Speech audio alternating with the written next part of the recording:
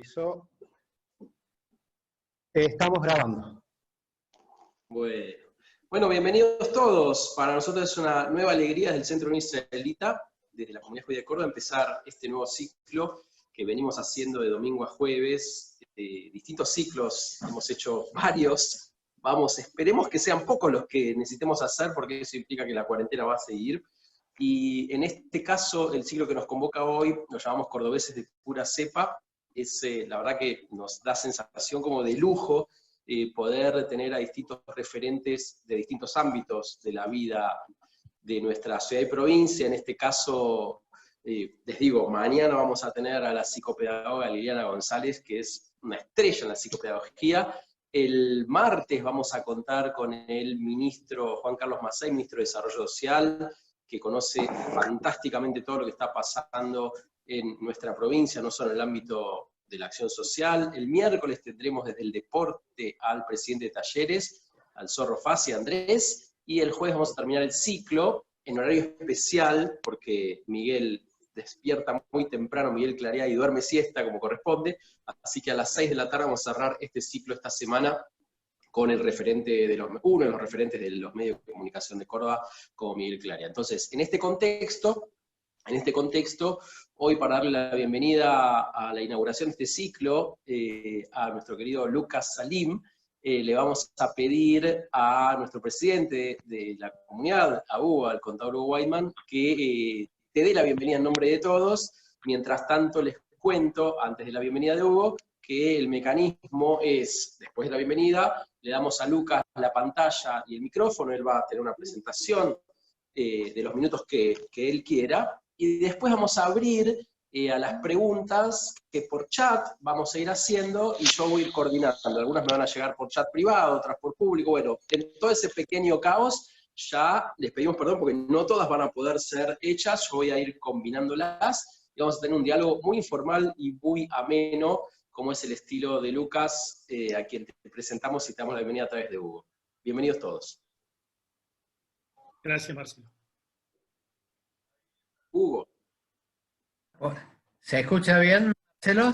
Sí. Se escucha perfecto. Bueno, ok. Bueno, antes que nada, digamos, quiero obviamente agradecerle a Lucas, con el cual me es muy difícil ser objetivo, porque lo conozco hace mucho, lo aprecio mucho, pero le quiero agradecer en nombre de la comunidad judía de Córdoba que se haya prestado tan rápidamente a formar parte y a dar inicio a este segundo ciclo.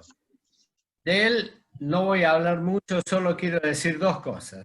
El primero, es importante darnos cuenta de la diferencia entre alguien que hace obras de construcción y el que es desarrollista.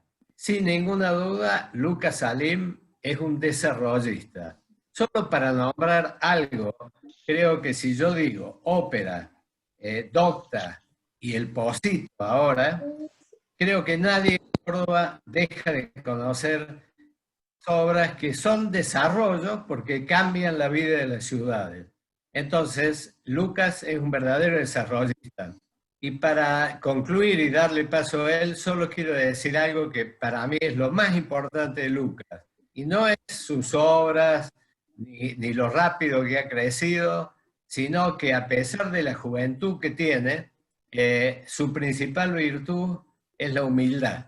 Y realmente yo se lo puedo decir con conocimiento de causa, porque el teléfono de Lucas no necesita 2 llamados. El teléfono de Lucas no pasa por una secretaria. Y eso me parece que con el nivel que ha alcanzado él en su vida empresaria y su vida social, es una virtud muy importante. Así que Lucas, muchas gracias. Bueno, y como siempre, te damos la palabra para que vos nos expongas lo que quieras y después te vamos a bombardear con preguntas. Bueno, la verdad que yo, como lo publiqué en mis redes, para mí es un honor realmente que me haya convocado Marcelo, que es una persona que no conozco hace tantos años, pero desde un primer momento, cuando nos conocimos en algún almuerzo, enseguida me di cuenta que teníamos muchas cosas en común. y la verdad que desde ese momento siempre me gusta escucharlo, me gusta compartir todo lo que puedo con él.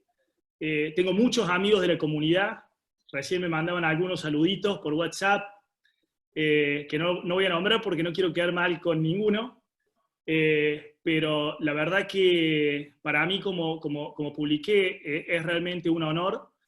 Y bueno, y también un desafío, porque yo he estado participando y escuchando algunas de las charlas que ustedes vienen teniendo, y siempre con realmente oradores de primerísimo nivel, y entonces, bueno, la verdad que quienes no tenemos tanto talento intelectual, estamos obligados a tener que trabajar el doble o el triple para conseguir resultados. Entonces, bueno, la verdad que siento eso, que la vida no me dio tanto talento, pero en compensación me dio mucha capacidad de trabajo, mucha capacidad de quedarme anoche pensando en qué iba a hacer hoy, armando la presentación, porque la verdad que he escuchado en este tiempo muchas presentaciones y algunas de funcionarios de compañías de primerísima línea, y la verdad que cuando termino de ver la presentación me quedo como con sabor a poco, porque entiendo que no me están dando lo que fui a escuchar o lo que fui a ver.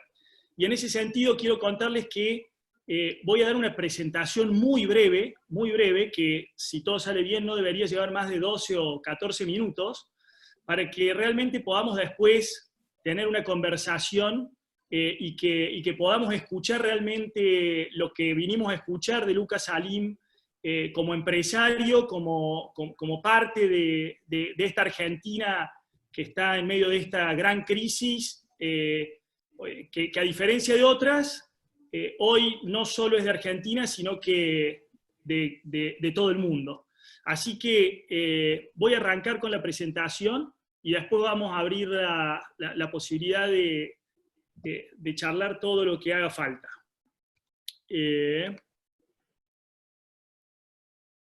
Estás habilitado, Lucas, para compartir pantalla, ¿eh? Bueno, ok, quiero saber si ahí ya la están viendo. Todavía no. ¿Todavía no? Todavía no. A ver. Vamos a ver ahí.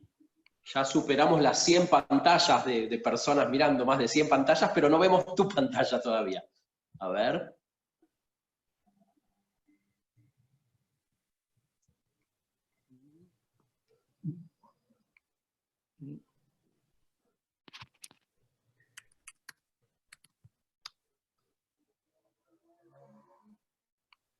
Mientras tanto podemos hacer una publicidad de Proaco, ¿te parece?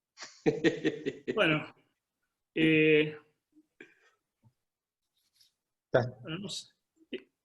La verdad que he presentado muchas veces pantalla hasta ahora. Ahora va a andar. Tenemos que decir la brajá, la bendición del compartir pantalla para que funcione. Habilitado estás absolutamente a hacerlo desde tu pantalla. Sí.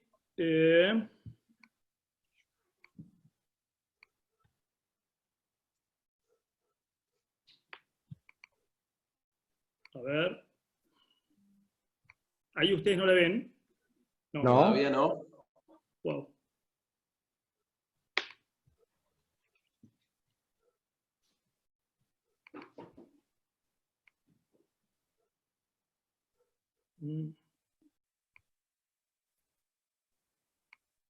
¿Qué te figura, Lucas, en tu monitor cuando pones compartir me aparece pantalla?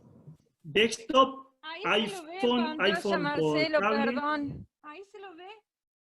Ahí se te ve en pantalla. Acá estás en pantalla. Disculpa, No es la, abrí el micrófono. no es la pantalla la que tiene que verse, sino lo que comparte Lucas, que es su presentación. Ah, perdón. Muchas gracias, muchas gracias. No, sí, todo Muchas gracias. No me reten. No, por favor. A ver, estoy cerrando el micrófono. Gracias. ¿Qué te aparece, Lucas, en tu Me aparece pantalla? desktop, y cuando Sí. hago clic en desktop, Sí, me dice abrir preferencias del sistema y no ajá, me deja compartir. ajá. Eh, Es un PowerPoint, es un PDF. es un PDF. Si querés también podés enviármelo por chat, como Gabriel Pritzker, mientras vamos Dale. intentando que se abra el tuyo y veo si lo puedo abrir desde aquí. Y comparto desde aquí si estás de acuerdo. A ver. Gracias, Gerardo. Es justamente lo que le pedimos a Lucas, que me lo mande a mí. Muy atento.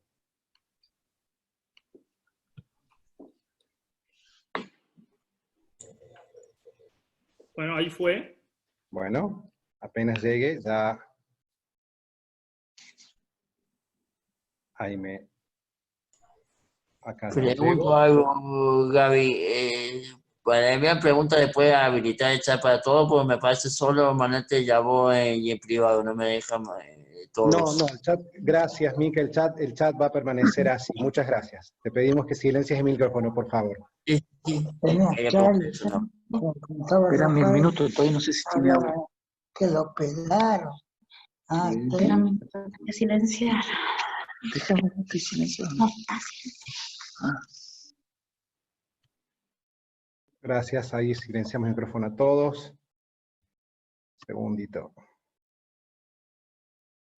OpenFile.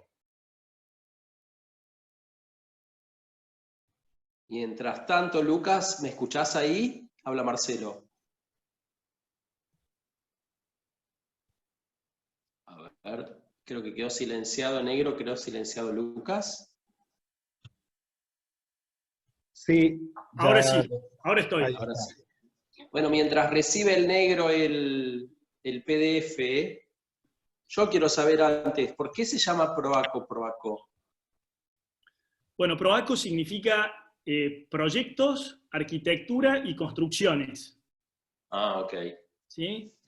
Ese era el motivo de PROACO. ¿Sí? Perfecto. Después, obviamente, que agregamos el grupo cuando teníamos que agrandarnos un poquito y cuando pensábamos también en diversificarnos.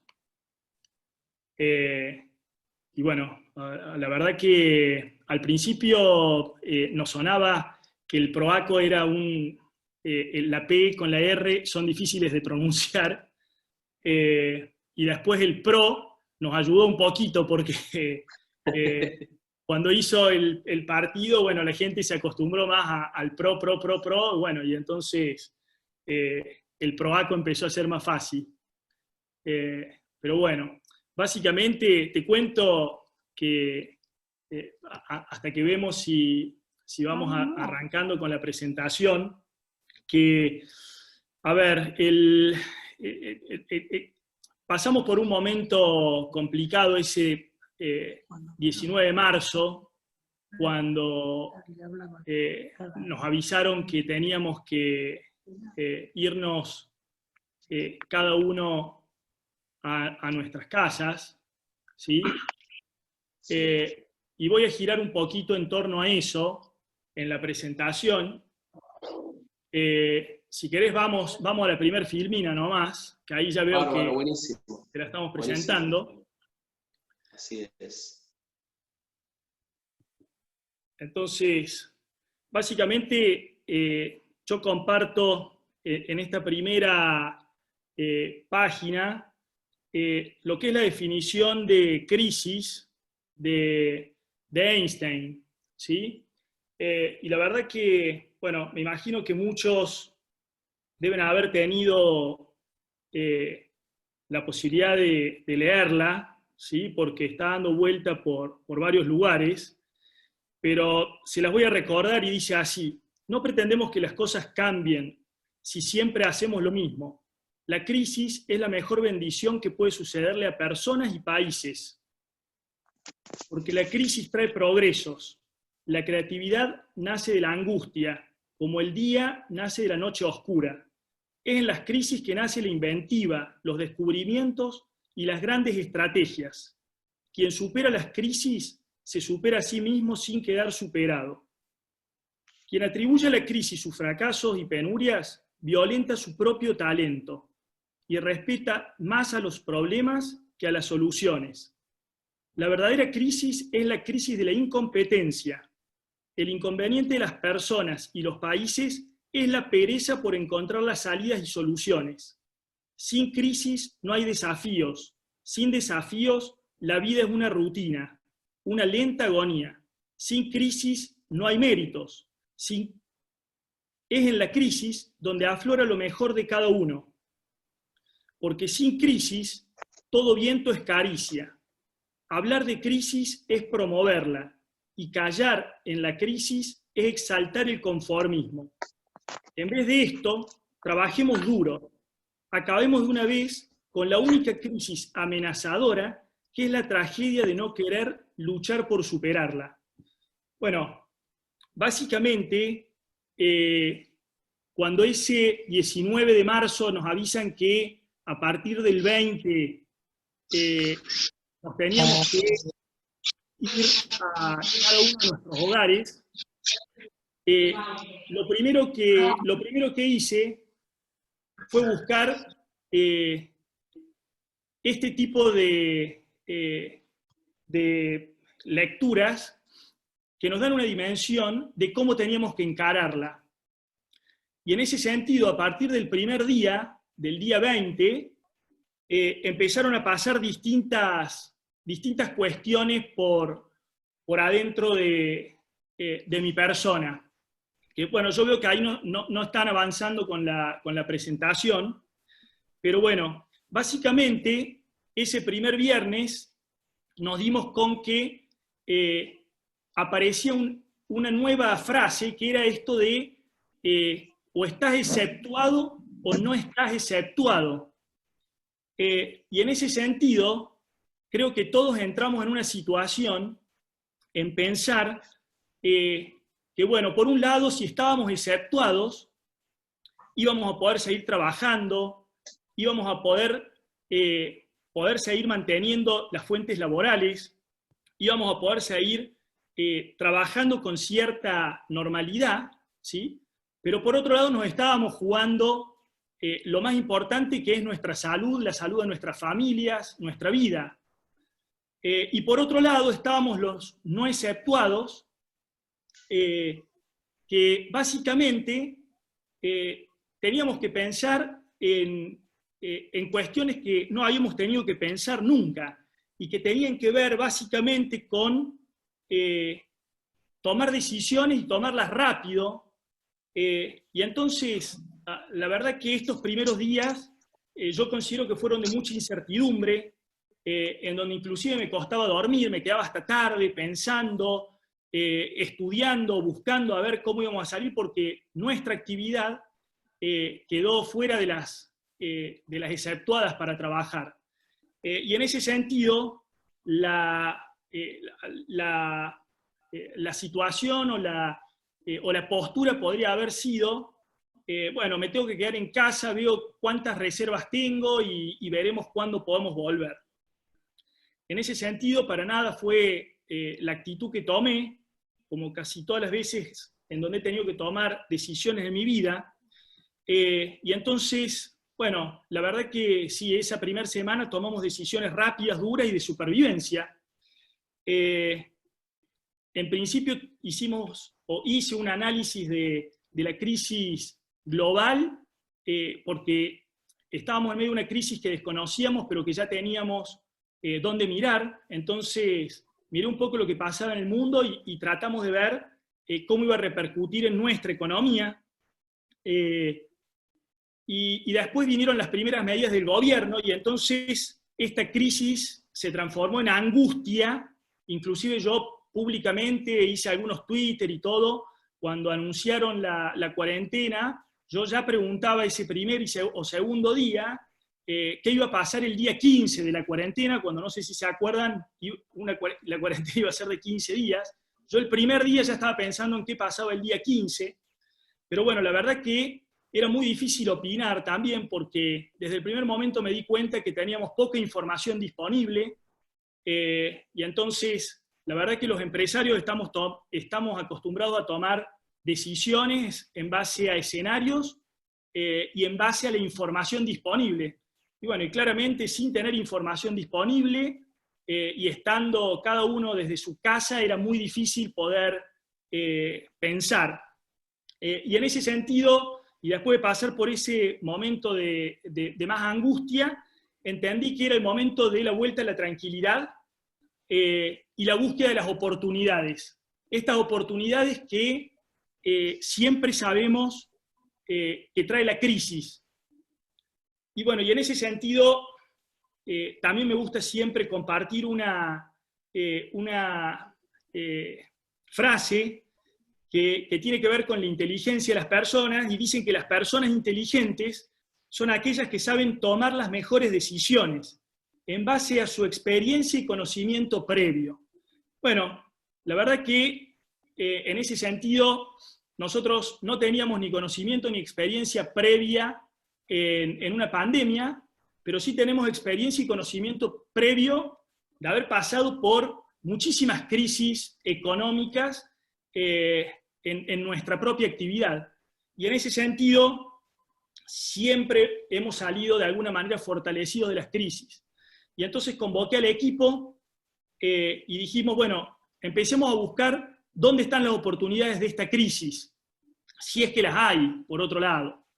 Y bueno, y entonces nos pusimos a trabajar y a ver, lo primero que dijimos es, tenemos que innovar, porque somos una empresa hasta ese momento analógica con terminales digitales. Dijimos, tenemos muy poco tiempo para ser digitales.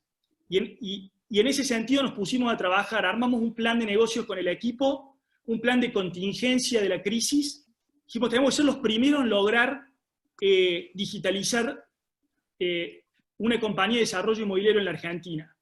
Y entonces, el día 1 de abril, o sea, 13 días, a los 13 días de cuarentena, y solo con 9 días hábiles, logramos digitalizar todo el proceso de compraventa inmobiliaria. Esto era, desde que llega el contacto, la atención de todo el equipo comercial a través de todas las alternativas tecnológicas disponibles, reservar inmuebles de manera online y digital, y hasta firmar instrumentos de compra-venta inmobiliario de manera digital.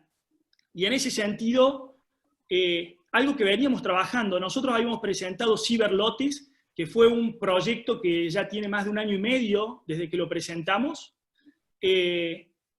y por una cosa u otra no terminábamos de darle la vuelta a cómo vender de manera virtual. Y bueno, y como uno cuando tiene la comodidad de la costumbre, de que lo que uno viene haciendo da resultado, no terminábamos de cerrar el proceso.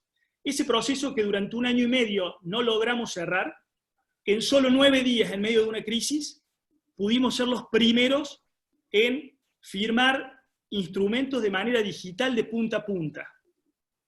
Gracias a un token, gracias a la firma digital, gracias a tecnologías disponibles.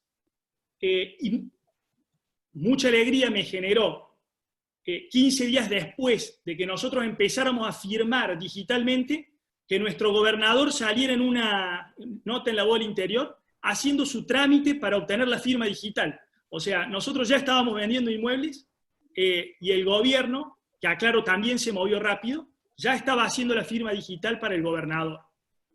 En ese sentido, demostramos que Proaco está en la punta y con la digitalización del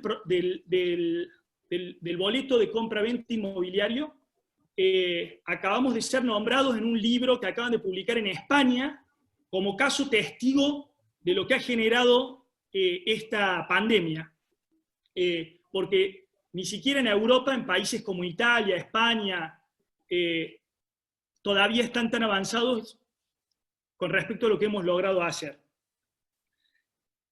Y en ese sentido, cuando vimos que podíamos digitalizar y que podíamos operar, redoblamos la apuesta y dijimos, bueno, ahora tenemos las herramientas, salgamos a a operar. Y entonces nos dimos cuenta que Proaco, aunque no lo creas, como muchas compañías en Argentina, solo tenían dos formas para cobrarle de manera digital a la gente, ¿sí? O por transferencia bancaria o por pago mis cuentas. Y la verdad que hay más de 10 posibilidades distintas de operar digitalmente, de cobrar. Y entonces, bueno, nuestra área administrativa rápidamente habilitó todos los medios de pago. O sea que teníamos una compañía que tenía solo 2 medios de pago y de golpe, gracias a la crisis, hoy tenemos el 100% de los medios de pago disponibles para operar. Y en ese sentido, nos dimos cuenta que con la firma digital podíamos hacer entregas de posesiones y entregamos más de 50 terrenos en estos 45 días a sus propietarios. O sea, dimos posesiones de manera virtual. También vimos, y acá Hugo es del rubro, detectamos que todas las inmobiliarias estaban paradas sin poder operar. Y dijimos, ¿cómo puede ser que nosotros podamos operar y que tengamos toda la potencia comercial de las inmobiliarias sin operar? Y entonces rápidamente armamos una alianza con 15 inmobiliarias, ¿sí? Armamos los tutoriales virtuales de todos los productos, los capacitamos online, ¿sí? Y el lunes empieza a operar una alianza de 15 inmobiliarias que empiezan a trabajar, ¿sí? Y que si todo sale bien, en los meses que vienen, van a poder decir que a pesar de haber estado la actividad paralizada, ellos pudieron operar. Y la decisión, desde un primer momento, es que cada oportunidad y cada aprendizaje que íbamos logrando, como aporte a nuestro país, lo íbamos a compartir. Y entonces llamamos a los periodistas, hicimos conferencia de prensa, la primera conferencia de prensa virtual. Los convocamos a todos y presentamos el boleto digital y convocamos a las cámaras de desarrollistas de Buenos Aires y le hicimos una capacitación para que se pongan a operar y que puedan empezar a trabajar, porque entendimos que venía la época de la cooperación, de la competencia, de que no nos sirve en el futuro que nos vaya bien a unos pocos, que para que nos vaya bien necesitamos que nos vaya bien a todos. Y en ese sentido entendemos que Argentina va a necesitar de muchas empresas, de muchos empresarios y de mucha gente generosa en este momento, aportando ideas, aportando conocimiento, para ayudar a destrabar. Yo es increíble con esta alianza inmobiliaria que hemos armado, la alegría y la motivación que tenían los titulares de estas empresas cuando se daban cuenta que iban a poder volver a operar. Y con la energía, ¿sí?, que vamos a salir a partir de mañana a ofrecer los productos, y con la empatía y cosas que no se hubieran generado si no estuviéramos en medio de una crisis. Por otro lado, en esto, porque cuando yo cuento todo lo que hemos hecho, y les digo que solo van 45 días de crisis, uno no lo puede creer, y que al medio tuvimos Semana Santa, y que al medio tuvimos Día del Trabajador, y que al medio hemos tenido un montón de frenos, pero la verdad es que cuando uno se pone al hombro esto, y el equipo acompaña, la potencia y la energía que se genera para trabajar es increíble. Y en ese sentido, también presentamos el primer producto lanzado, la primera presentación de un producto inmobiliario presentado en medio de la crisis de manera virtual, que es el Posito Parking, que es un producto pensado 100% para ser vendido digitalmente en un momento de pandemia. ¿Qué detectamos? Que había plata, ¿sí? Eso sabemos, hay plata, hay mucha plata, hay dólares, hay pesos, o sea, entonces, ¿qué pasa? Hay ahorristas que ven que tenemos tasas negativas, que para los economistas que hablan de que el escenario que vemos hoy es parecido al 2001, vos en el 2001 tenés dos posiciones de los inversores y de los tenedores de dólares de ese momento. Quienes se guardaron los dólares abajo del colchón y quienes decidieron invertir. Quienes decidieron invertir multiplicaron por 3 o por 4 el capital. Quienes decidieron quedarse porque no confiaban en el gobierno, porque no creían, porque tienen los mismos dólares, pero con una diferencia. Esos dólares valen hoy la mitad de lo que valían hace 10 años atrás, o sea, en cuanto al poder adquisitivo. Entonces, me parece que hoy Argentina tiene una oportunidad, los inversores tienen una oportunidad de que están viendo un escenario de alguna manera conocido, ¿sí? ¿Y cuál es la potencialidad de crecimiento? Porque los precios de las propiedades ya sabemos a dónde pueden llegar, y a dónde han llegado, y a dónde deberían estar, y hoy sabemos a cuánto se pueden conseguir. Entonces, me parece que ahí hay muchas oportunidades, pero también entendíamos que el inversor, en medio de una crisis, en medio de una pandemia, busca seguridad. Entonces, ¿qué dijimos?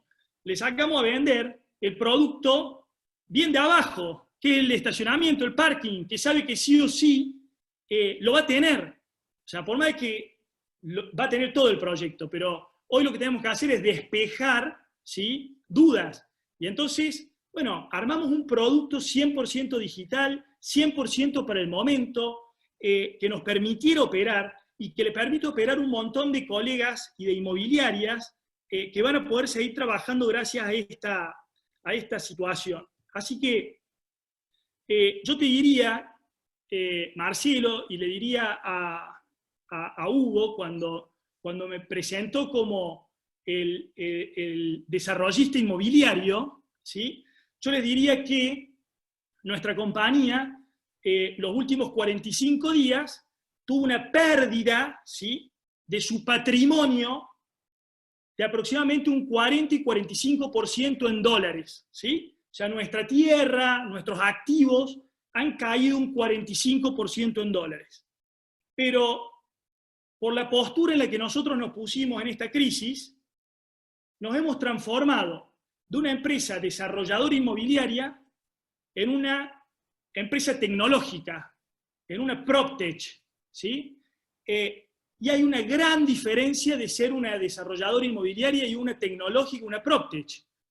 Las tecnológicas, las PropTech, valen varios X lo que vale una desarrolladora inmobiliaria. Entonces, si bien hemos tenido una caída en el patrimonio, en el valor de nuestros activos, que no tenemos duda de que se van a recuperar, hemos logrado pasar una categoría que hoy tiene otro valor en el mercado, ¿sí? Y esto nos lo dio esta crisis, esta pandemia, y la actitud con la que nos paramos frente a esta pandemia.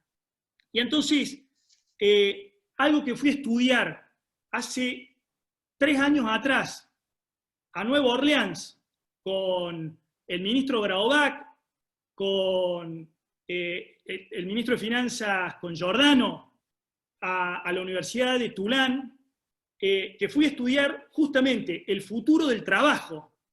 Y no solo fui a estudiar el futuro del trabajo, sino que traje a un especialista del futuro del trabajo a disertar a Córdoba para Junior Achievement, para los chicos, para que les contara lo que iba a pasar con el futuro del trabajo.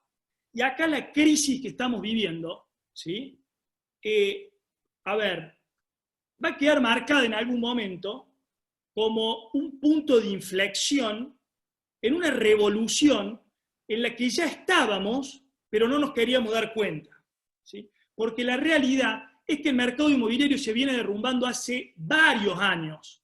Y esto no tenía nada que ver con el COVID ni con la pandemia.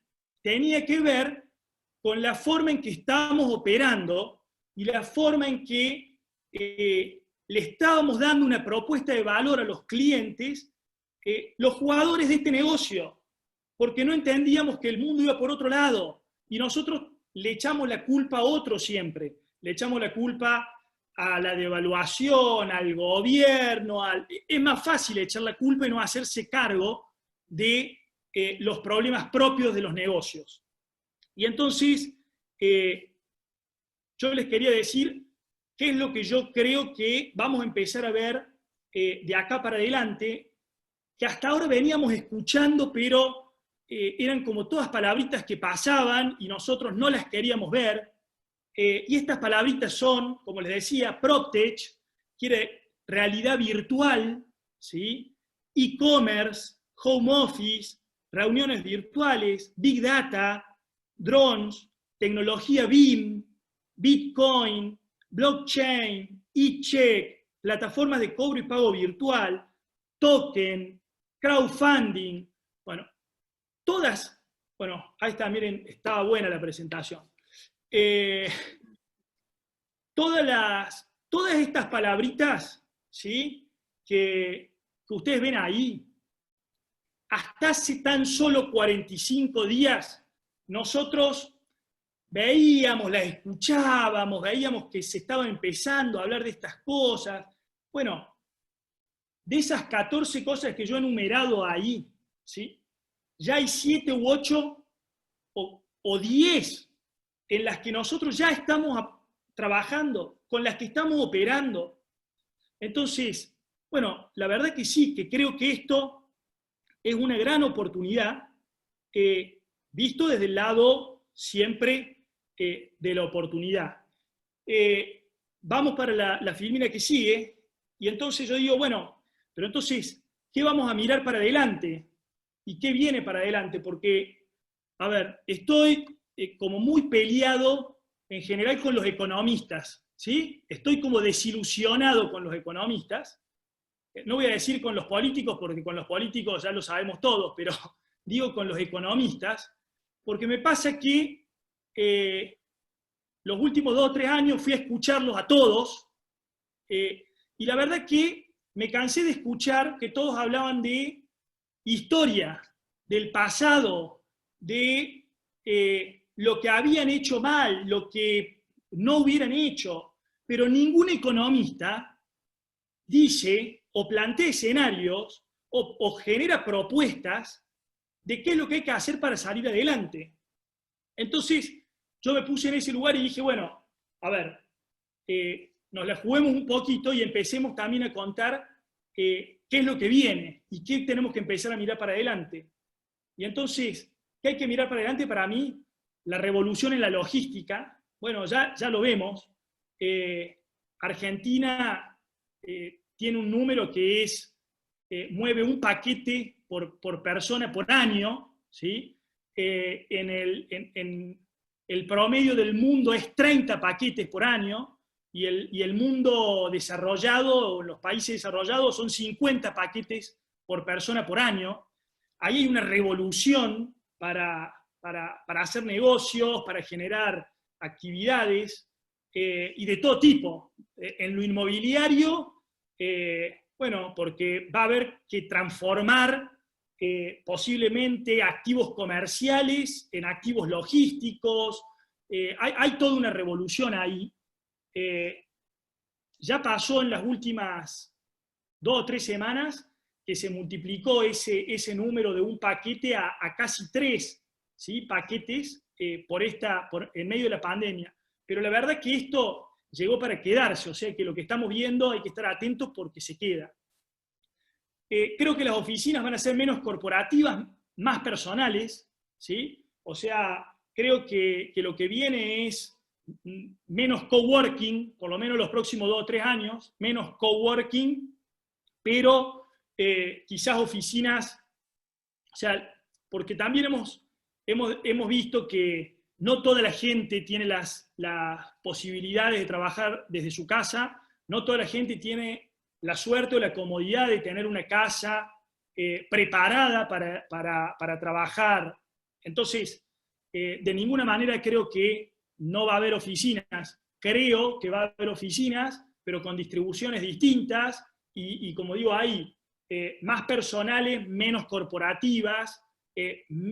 O sea, el coworking, el WeWork, se transforma en los Zoom. O sea, yo creo que así como Uber o como Airbnb o estas aplicaciones rompieron de alguna manera este concepto, yo creo que un Zoom o un Google Meets rompe coworking, o por lo menos transforma coworking.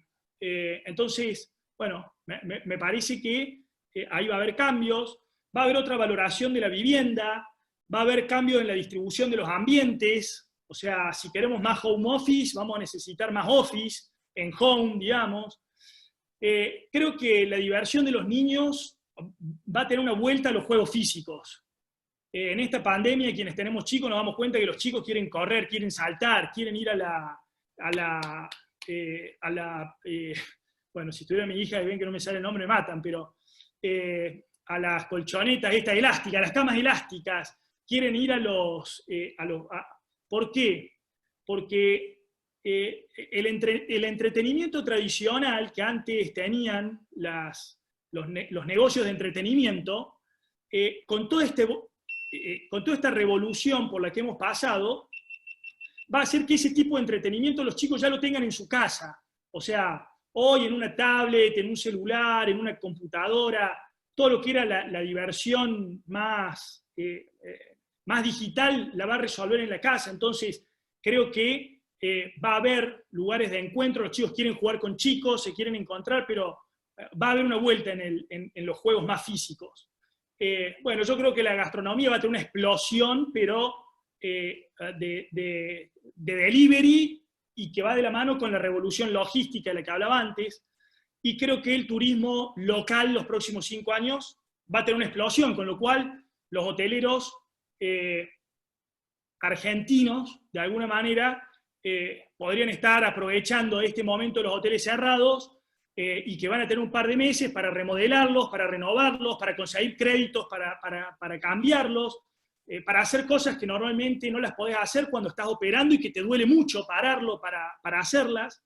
Entonces, bueno, yo creo que cada rubro tiene que buscar. Quieren que pasemos a la próxima.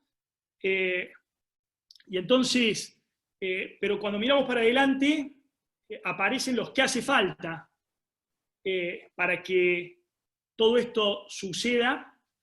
Y bueno, y yo lo que digo es que, bueno, a ver si por ahí me pasan la filmina, es que lo que va a hacer falta es una planificación mínima y acuerdos políticos a 10 años. Ya me saqué de la cabeza la idea esta de hacer una planificación a 50 años. O sea, creo que hoy el mundo no puede planificar a 50 años. Primero porque no sabemos qué va a pasar pasado mañana, pero segundo porque la revolución y la velocidad de los cambios hacen que no tenga ningún sentido planificar, ¿sí?, a más de 10 años.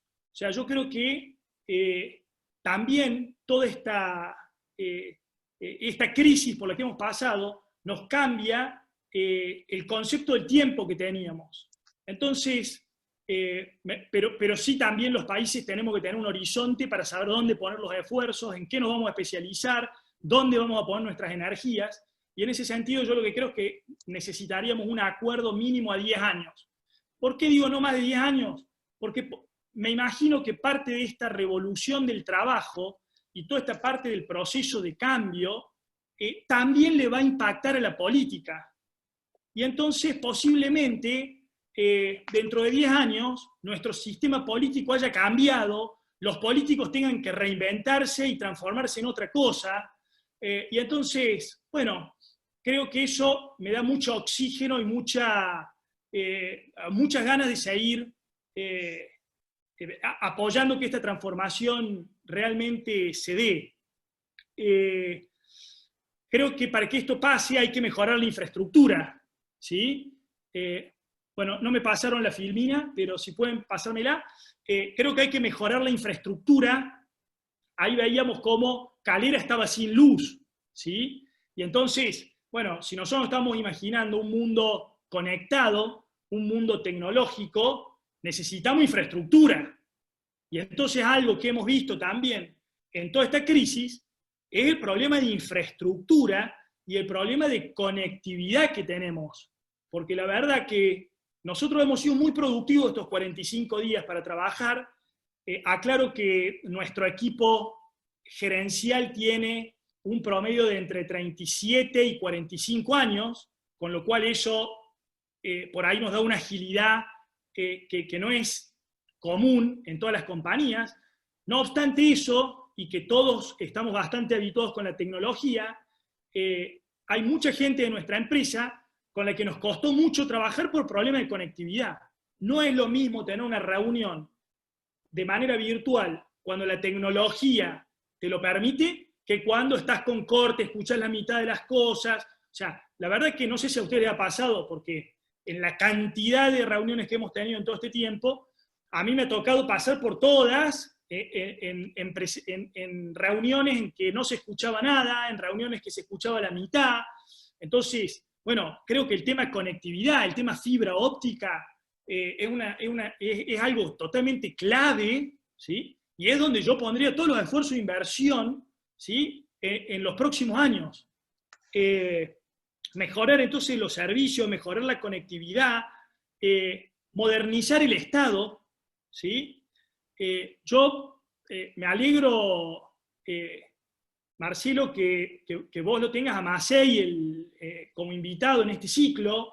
Estaría bueno, y si se puede, que ellos cuenten lo que están haciendo, porque la verdad que nosotros vemos cómo desde el sector privado estamos reinventando, estamos generando esfuerzos de todo tipo para poder funcionar, para lograr ideas, para lograr proyectos. Sin embargo, los expedientes están todos durmiendo en los escritorios de los empleados públicos hoy.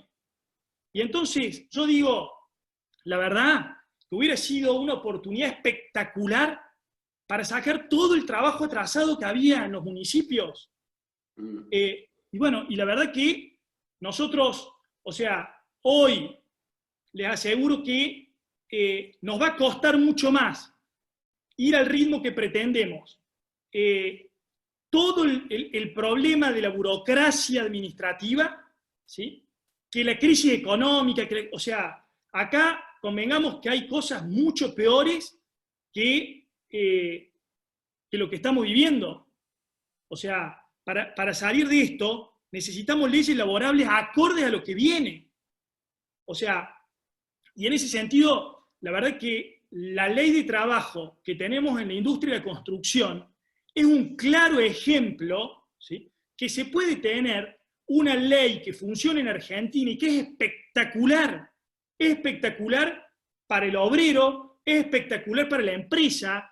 ¿Por qué nosotros no tenemos problema de tomar gente y toda la que haga falta? Porque sabemos si en algún momento tenemos que frenar, podemos hacer virar, movernos. O sea, que no estamos hipotecando el futuro de las empresas, ¿sí? En un montón de gastos y costos que en algún momento no vas a poder afrontar. De esta manera, nosotros vamos aportando todos los meses para que nuestra gente, el día que Dios no quiera, tengan un problema como el que pasó ahora, tengan la plata suficiente para estar un tiempo sin trabajar o buscando trabajo con el respaldo suficiente hasta que lo vuelven a encontrar.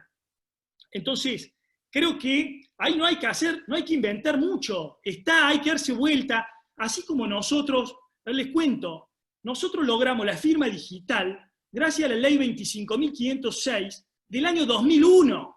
¿Sí? O sea que nosotros, la ley está, las herramientas están. La empresa más grande que certifica firma digital de la Argentina es cordobesa, se llama Encode. Y sin embargo, no lo usábamos. ¿Por qué? Por falta de conocimiento, por burocracias propias de las empresas, porque, bueno, acostumbrado a que lo hacíamos de una forma, a no querer cambiar. Y entonces, lo mismo pasa con las leyes laborales. No hay que inventar tanto, hay que buscar lo que ya funciona en la Argentina y proponerlo. Entonces, me parece que eso es clave. Otra cosa me parece clave es que todos estamos hablando de la gran presión tributaria argentina, que es otro tema que hace falta mejorar. Si queremos ser competitivos, si queremos generar más trabajo, si queremos generar más dinamismo en la economía, necesitamos menor presión tributaria. Ahora, ¿cómo hacer para tener menor presión tributaria, ¿sí?, cuando los gobiernos se están encontrando con que no tienen recaudación? Bueno, lo que hay que hacer es agrandar la cantidad de aportantes. O sea, hay que hacer un blanqueo de la economía, que empecemos a pagar, porque todo lo que estamos haciendo nosotros, de la digitalización, de la tokenización, de operar de manera digital, de las ventas virtuales y todo, no funciona si al final del día hay todo un mercado negro funcionando. Necesitamos que todos los argentinos paguemos los impuestos, pero que los impuestos sean acordes para que sean pagables, y que la plata de esos impuestos vaya donde tiene que ir. Entonces, creo que ese es el concepto que tenemos que ver para adelante. Y bueno, por último, a mí, la verdad que yo en estos 45 días participé de muchas reuniones, de muchos grupos, como estamos todos, empresarios, y la verdad que yo vi todo un movimiento empresario tratando de generar recursos para la compra de respiradores artificiales. Y una de las angustias, de las crisis más grandes que yo tuve en toda esta crisis, no fue puntualmente la pandemia, fue encontrarme con un montón de gente que estaba dispuesta a poner plata para comprar respiradores artificiales, pero cuando le fui a pedir para poner plata para la educación, no la querían poner. Entonces, yo lo que creo es que eso, lamentablemente, demuestra que cuando la crisis o cuando el problema golpea la puerta, ¿sí?, tu puerta, y tu salud está en riesgo, querés poner plata para un respirador. Cuando tenés que poner en lo más importante que tenemos, que es la educación de los niños y jóvenes argentinos, no se pone el mismo esfuerzo para aportar y poner nuestro granito de arena. Así que bueno, hasta ahí mi presentación. Espero que se entienda que soy así como muy enérgico, que no estoy enojado, sino que es, porque mucha gente me dice, te enojás, que esto, que lo otro, y la verdad es que soy un apasionado de Córdoba, soy un apasionado de Argentina. Creo que me duele mucho más toda la plata que se va de Argentina y se invierte en el exterior, la verdad que un montón de cosas que nos pasan acá. Cuando me roban la venta de un inmueble de plata que se va afuera, siento que le estamos robando la oportunidad a esos niños, a esos jóvenes que tienen que tener un futuro de educación. Y vos, Marcelo, sabes, porque han pasado 3 personalidades espectaculares de la comunidad que estudiaron acá en el colegio, ¿sí? Y vos sabés lo que es la potencialidad y todo lo que se puede generar a través de la educación en las generaciones futuras. Así que bueno, la verdad que la presentación, Marcelo, es hasta ahí. No. Genial. Mira, Lucas, te quiero decir varias cosas mientras vamos recibiendo las preguntas de la gente. Por un lado, bueno, a todos nos contagiaste ese entusiasmo. La palabra entusiasmo es muy linda porque tiene a Dios en el medio, es enteo, ese tú es de teo. Es como que uno se energiza con la idea de lo divino, también, a veces y para bien. Y tu presentación, el indicador que nosotros tenemos objetivo, es que de las 111 pantallas que estaban al principio que empezaste a hablar, siguen estando. Nadie se fue, nadie abandonó el barco, y era todo escucharte, más allá de que las filminas estaban o no, eso pasó a ser secundario. Y además es muy auspicioso porque si la gente invierte algún dólar con vos, si haces durar el dólar lo que duran los minutos tuyos, es genial porque dijiste que iban a ser 12 minutos. Y fue como, bueno, genial, genial. Fueron como 40, pero estuvieron interesantes del principio al final. Así que mientras yo voy recogiendo las preguntas, y te felicito en serio, es una alegría escucharte, y nos contagiás esta buena onda, capacidad de gestión, de ver lo que se viene, cómo armarnos frente a lo crítico. Bueno, ves que estás recibiendo un montón de felicitaciones, pero yo te quería preguntar, porque te conozco y te aprecio tanto, ¿qué es? Recién hablaste de la escuela israelita, porque viste las presentaciones de Leonardo Leiderman, de Trachtenberg y otros. A vos, en tu vida de más joven, lo que te influyó mucho, y quiero que nos cuentes por qué, porque es importante, me parece que lo conozcamos todos, fue por un lado el rugby, y por el otro lado, ahora, y hace varios años, el tema del mountain bike, de la bicicleta. ¿Qué hay en vos de estas dos pasiones, más la de talleres, por supuesto, pero qué hay en vos en estas dos cuestiones que vos reconozcas como central en tu vida, que contagian? Porque realmente esa es la capacidad del liderazgo, también tiene que ver con contagiar. Mientras yo voy viendo las preguntas, pero te vamos escuchando Dale. todos. Dale, mira, Marcelo. Bueno, la verdad que cada individuo, cada persona, por más de que viva en la misma familia o que haya estado en un mismo ámbito, por haber nacido en un momento, le tocan distintas circunstancias en su vida. Y entonces yo imagino chicos que están naciendo hoy en medio de la pandemia, o niños que están viviendo con sus abuelos porque, bueno, decidieron pasar la pandemia juntos, y entonces, wow, esa relación tanto tiempo, si no estuvieron en una pandemia no pasaría.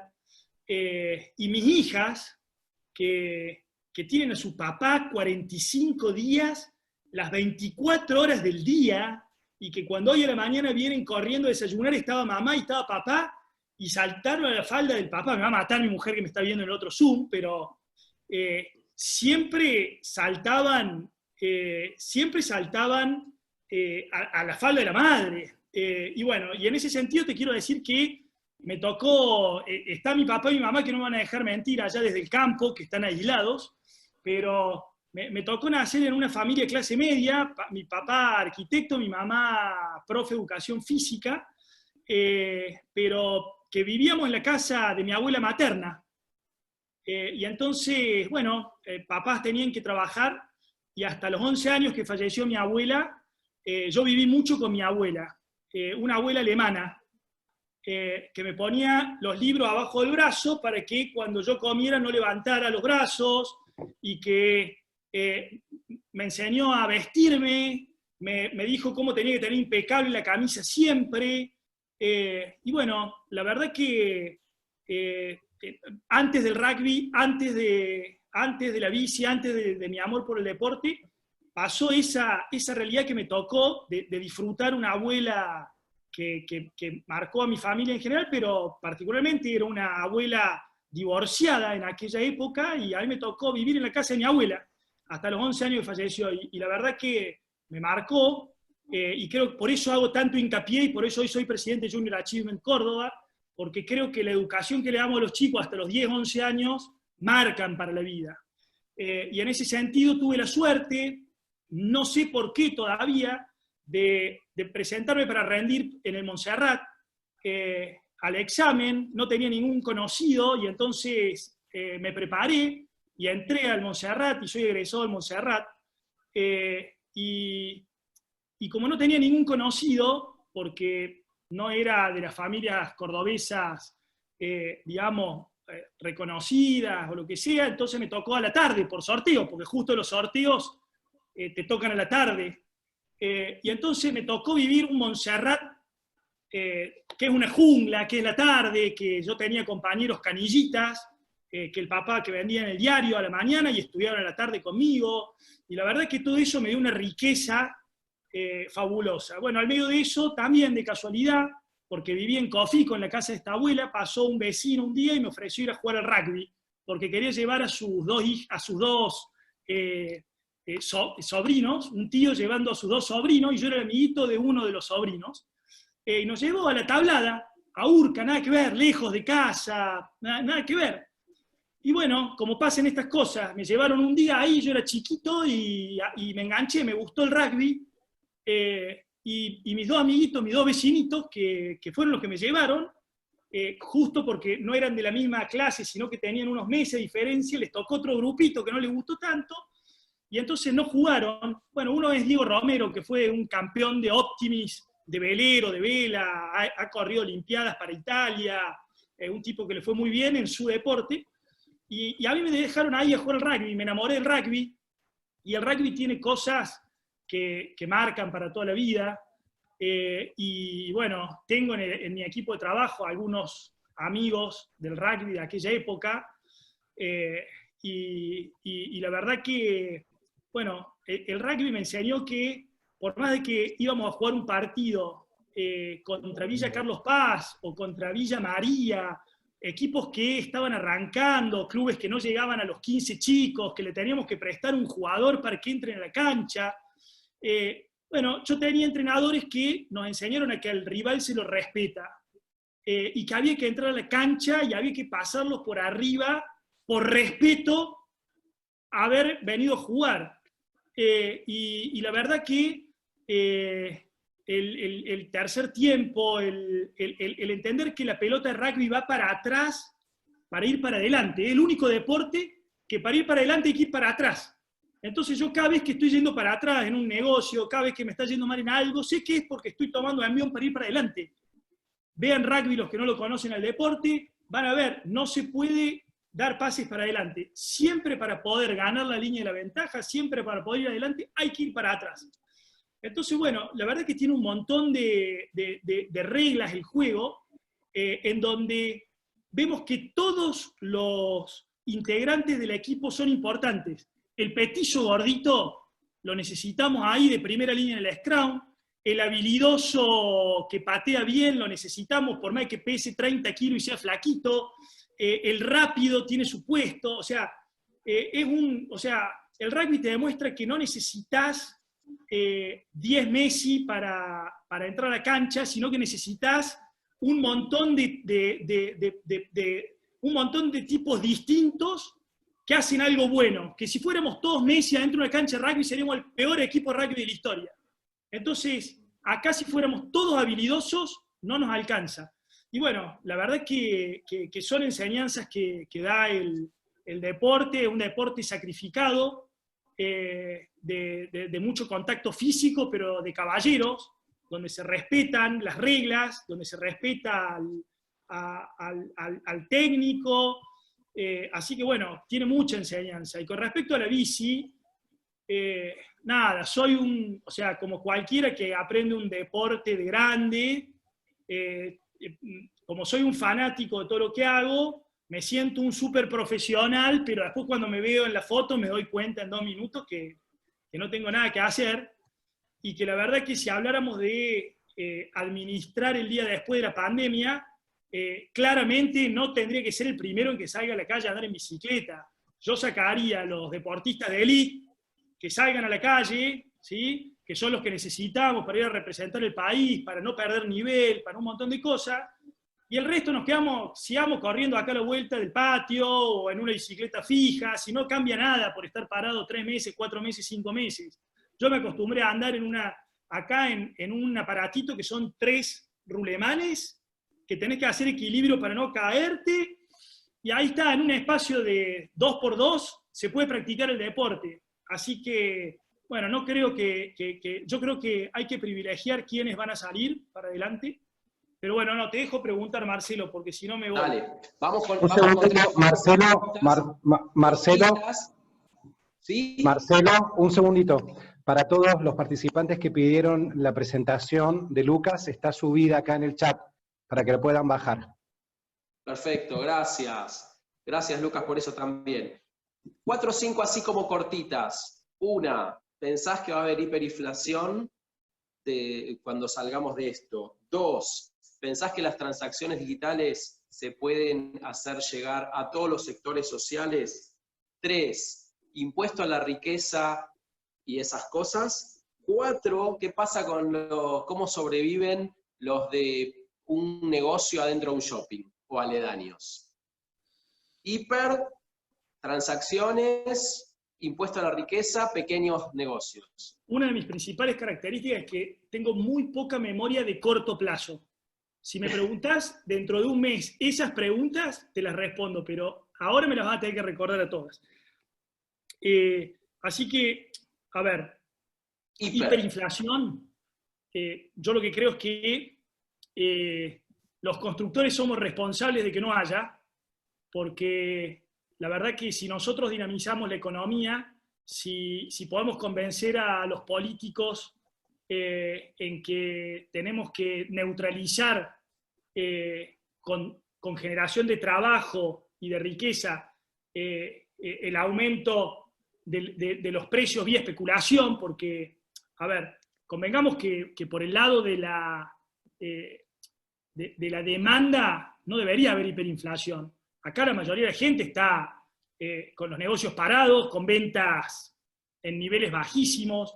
Entonces, la verdad es que subir los precios o tener subas de precio solamente las podemos ver en industrias monopólicas, digamos. El resto tenemos que ser competitivos.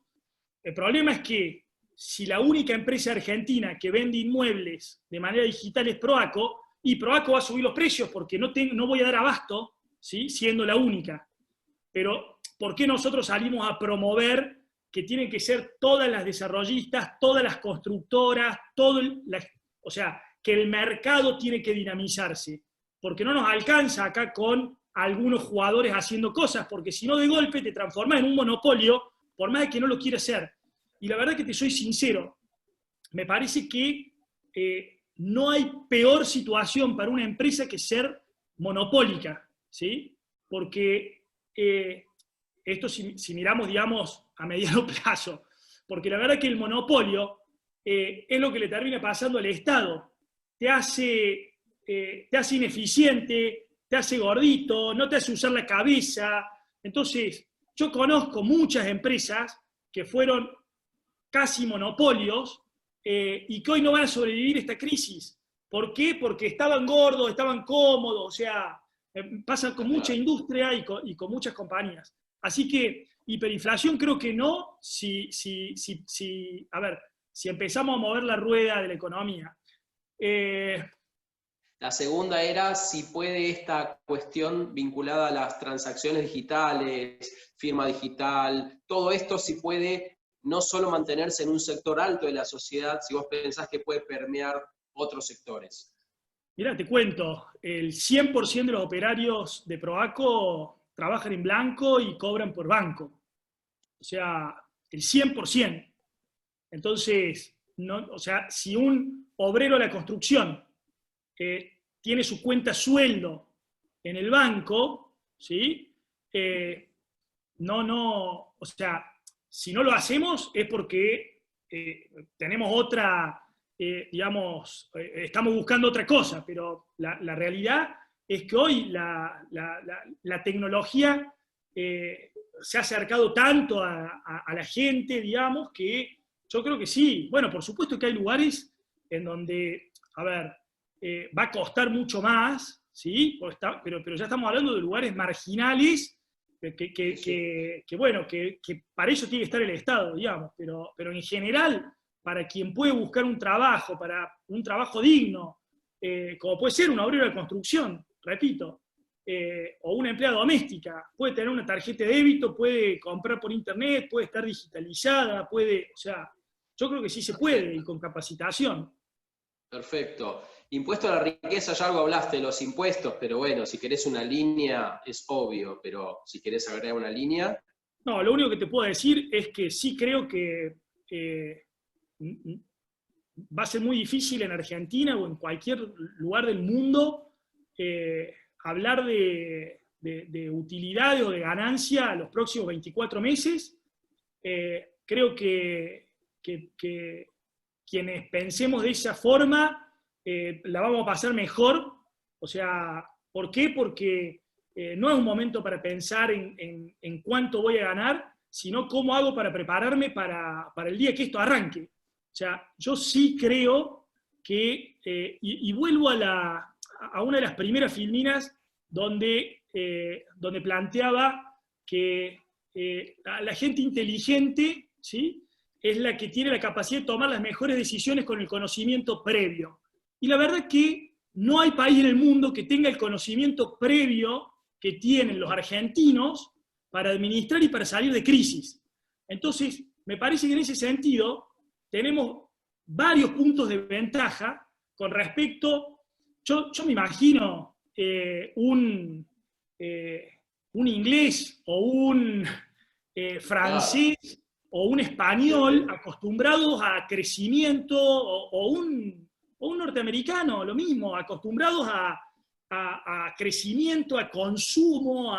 Bueno, yo veía las primeras placas que empezaron a pasar cuando surgió toda esta situación, cuánto demoraba una empresa, un negocio en Estados Unidos gastronómico en cerrar las puertas, ¿sí? Y creo que eran 22 días, una cosa así. Te aseguro que en Argentina, ese mismo negocio, sin crédito, sin ayuda, sin nada, a lo mejor dura 90 o 120, o se reinventa al medio, o le busca la vuelta. Yo tengo amigos arquitectos que vendieron este fin de semana locro, ¿está? Entonces, yo vuelvo a repetir, es cierto que hay actividades que están más golpeadas. Te cuento que nosotros abrimos en diciembre el primer centro comercial de Villa Carlos Paz, ¿sí? Con una inversión gigante, abrimos una primera etapa en diciembre y lo cerramos el 15 de marzo. O sea, una inversión, el parking más grande de Villa Carlos Paz, el centro comercial más grande, y con 2 socios, ¿sí? En este caso nosotros somos el accionista mayoritario, pero tenemos un socio que es gastronómico en su negocio original, con lo cual hoy tiene cerca de 70 negocios cerrados con más de 500 personas sin poder trabajar, con lo cual conozco las crisis en los distintos rubros, y a todos nos está pegando. Si hay una realidad es que esta crisis te pega por un lado o por el otro. Por otro lado, tengo 3 socios con los que tenemos un salón de fiesta, Marcelo. Claro. Olvídate, salón de fiesta. Sí, entonces, sí. Pero ¿qué pasa? En mi cabeza de los negocios, cuando vino esta crisis, bueno, cada uno sabe dónde tiene que poner el mayor esfuerzo, ¿sí? Y dónde están las oportunidades para con este negocio colaborar con y cuando venga el mejor después nos lo va a devolver. Entonces, sí, creo que hay negocios que están muy complicados, pero también creo que hay negocios, yo hablo mucho con los emprendedores, y entonces negocios que uno pensaría que están recontrafundidos, encontró la vuelta para trabajar. Yo tengo otro amigo que tiene una empresita que hace eventos, ¿sí?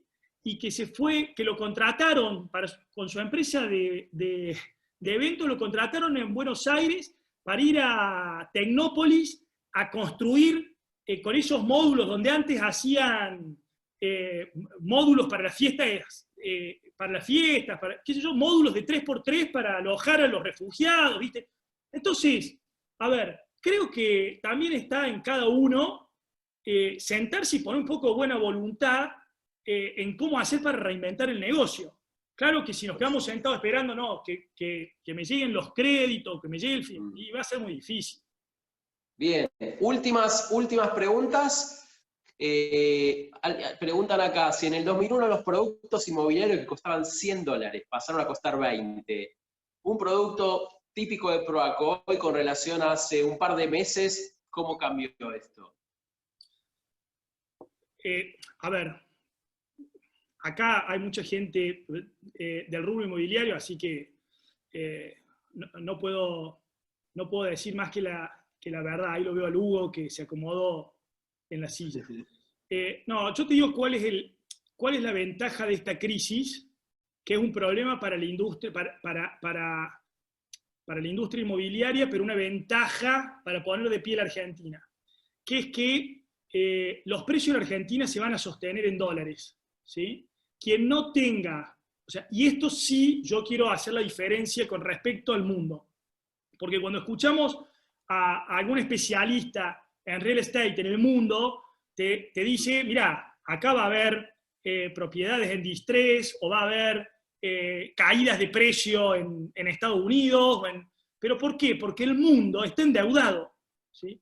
Y la realidad, Marcelo, es que en Argentina, si vemos los números, ¿sí? Objetivamente, ni las empresas ni las personas están endeudadas. Entonces, yo lo que creo es que las propiedades no van a bajar de precio, las propiedades terminadas. Yo tengo un vecino acá a la vuelta que tiene su casa en un country y que valía X dólares. Mañana le toco el timbre porque quiero esa casa para un pariente, me va a pedir los mismos dólares, ¿sí? Y posiblemente más si no quiere vender, o si no tiene apuro, si no tiene necesidad. Entonces, claro, si hay algún apurado, si hay alguien con problemas, lo que sea, aparecen algunas pequeñas oportunidades, pero van a ser pocas. No alcanzan para que se dinamice el mercado. Y por eso yo salí a decirle a la inmobiliaria, es el momento que salgan a vender productos en pesos, que es lo que tenemos los constructores y los desarrollistas, ¿sí? Que automáticamente la mano de obra que salía $400 pasó a valer 200, ¿sí? Y entonces, bueno, van a aparecer fideicomisos al costo, van a aparecer productos para invertir a precios de hoy, donde uno puede hacer muy buenos negocios. Entonces, ¿qué pasa? Yo creo que acá tenemos una ventaja. El efecto de esos dólares, por más de que sean pocos puestos, rinden mucho, ¿sí? Entonces hoy nosotros podemos generar, a través de la industria de la construcción, un volumen de actividad económica muy grande, muy rápido, absorber mucha mano de obra. Así que, bueno, sí. ¿Cuánto valía un producto de Proaco? A ver, Proaco tiene en obra, ¿sí? Entonces yo llegué a vender $2.200, ¿sí? Un producto metro cuadrado, que hoy en Pozo lo puedes comprar en 1.200, ¿sí? Y entonces, si ese producto en 36 meses lo tenés de nuevo en 2.000 o 2.200, esa tasa no existe en ningún lugar del mundo. Y te digo otra cosa, Marcelo, con todo esto de la tecnología, y lo digo para que las otras inmobiliarias y los otros desarrollistas, ahí mi amigo Freiberg y todos, nos pongamos a hacerlo, con toda esta tecnología digital nos permite vender inmuebles, ¿sí?, a gente del exterior, ¿sí? Entonces, en una primera etapa creo que le vamos a volver a vender muchos argentinos que están en el exterior, ganando en libras, o ganando en dólares, o ganando en euros, y que van a invertir, porque ya pasó, yo vendía en el año 2005, 2006, 2007, ya por internet, haciendo banner en Cadena 3, a cordobeses que estaban en España, y que haciendo trabajo muy básico en España les daba para comprar un departamento, 2 departamentos por año. Entonces, bueno, yo creo que hoy esta globalización va, o sea, así como vamos a tener una competencia muy grande porque va a haber mucha plata yendo, también se puede conseguir que mucha plata venga, y vos sabés que el capital busca negocio, y si hay negocio para hacer, el capital va a venir. Entonces, bueno, yo creo que se abren muchas oportunidades, y por eso hablé en una filmina de blockchain, y hablé de Bitcoin, o sea, porque todas esas son barreras al negocio que de a poquito se han ido cruzando.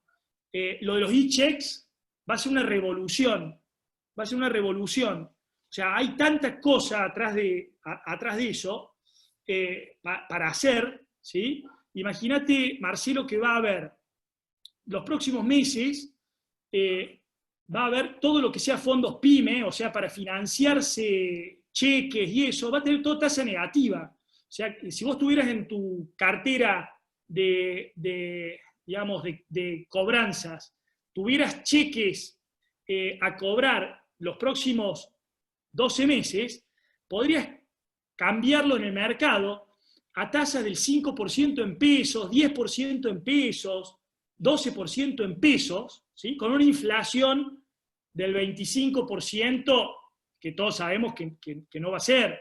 Entonces, me parece que, bueno, a través de estos e-checks, vos vas a poder operar con el mercado de capitales, y entonces, bueno, yo te digo que para las empresas hay una cantidad de oportunidades que tienen que ver con digitalizar los contratos, que tienen que ver con digitalizar las cobranzas, bueno, con un montón de beneficios que tiene el mundo que ya viene digitalizado hace tiempo, porque yo traje un especialista de Buenos Aires hace 2 años atrás, cuando estábamos lanzando Ciberlotes, para que conociera nuestra empresa, que para nosotros en ese momento éramos una empresa digital, éramos una empresa de punta, pensábamos nosotros, y yo lo traje para que nos diera un diagnóstico, y este consultor, que es una persona que hace consultorías para Banco Macro, para muchos, para supermercados, para industrias más desarrolladas que el real estate. Cuando terminó de recorrer la empresa, se reunió con mi equipo y conmigo y nos dijo: muchachos, ustedes son una empresa analógica con terminales digitales, ¿sí? Y entonces, por supuesto, cuando los consultores te dicen algo que no te gusta, no lo contratás. Es así, Marcelo. Entonces, bueno, ¿qué estaba viendo esta persona? Que la realidad es que el mundo iba en un turbo y nosotros íbamos en una máquina a vapor. Y este coronavirus vino a pegarnos 2 o 3 cachetadas.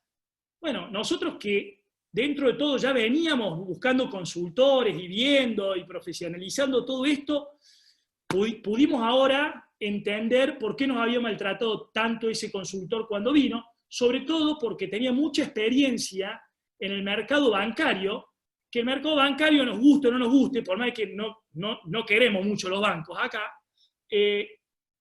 si hay algo que son los primeros que hicieron punta en el sector bancario fue en la digitalización, para poder llegar con los cajeros automáticos, con el home banking, con las operaciones. Y bueno, entonces, yo lo que estoy buscando ahora es traer gente más del rubro tecnológico a Proaco y traer gente más del mundo bancario, porque lo que viene va a tener mucho que ver con eso, entonces hay que sumar experiencia y conocimiento en ese lugar para adelante. Buenísimo. Bueno, van a quedar algunas preguntas afuera. Yo quiero agradecerte en nombre de todos, de vuelta, invitarlos a todos mañana a las 4 a seguir con el área de la psicopedagogía.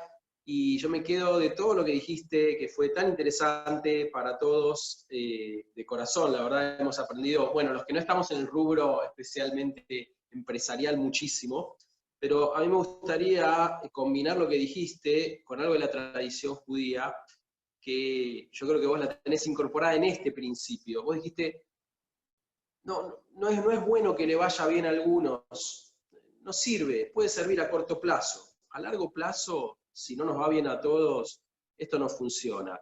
Y la verdad es que cuando uno tiene ejemplos de la misma Torá, del mismo texto bíblico, para atrás, ¿no? Como el rugby, vas para atrás para avanzar, y ahí te fijas cómo hacer, vemos que una especie de pandemia, la primera pandemia que uno podría decir así que aparece en el texto bíblico, es la del diluvio, ¿no? La del arca de Noé.